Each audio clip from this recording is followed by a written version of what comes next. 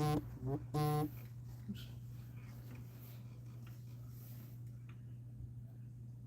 let's get into it, man. We in the evening time at 6 o'clock. Let's get into it. Chapter 25, number 25, the 25th greatest group in history of hip hop.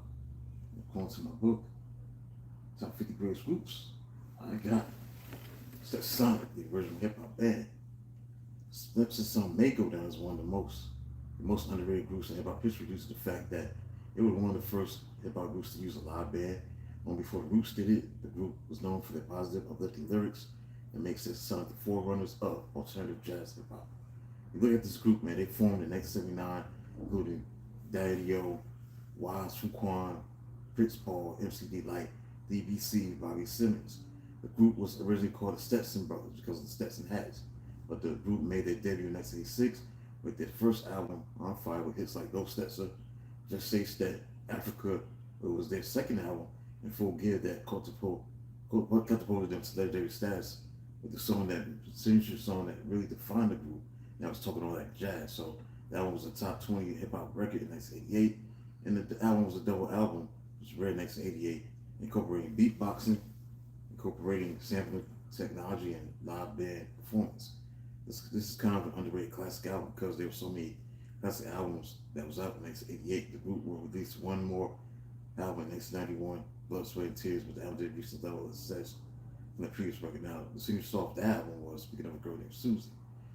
Overall, Stetsasonic made their mark in the hip hop game as the original hip hop band. So Roots definitely owe this group a debt of gratitude. Yeah, man, they definitely were different at the time.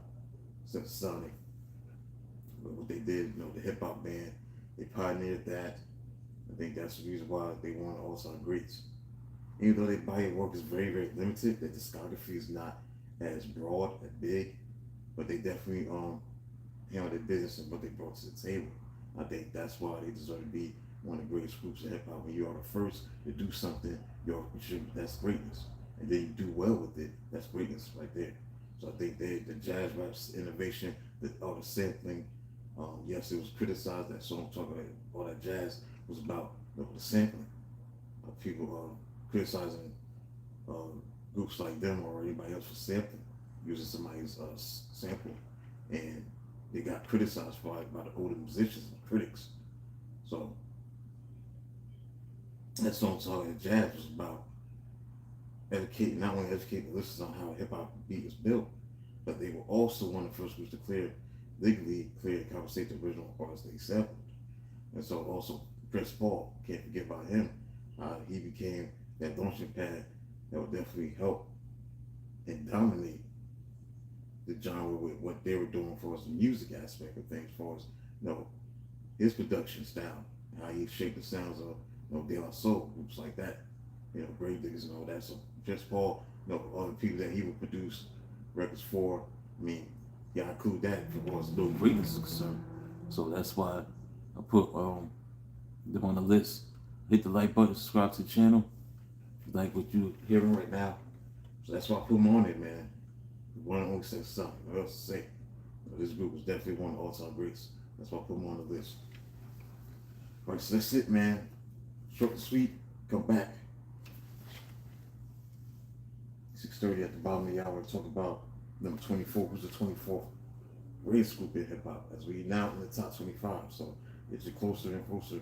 Not gonna reveal the number one greatest group in my book to probably midweek. We'll see. But right now, it's all about just taking my time with it. Number 24 is coming up soon. So till then, talk to you soon. Come on, subscribe.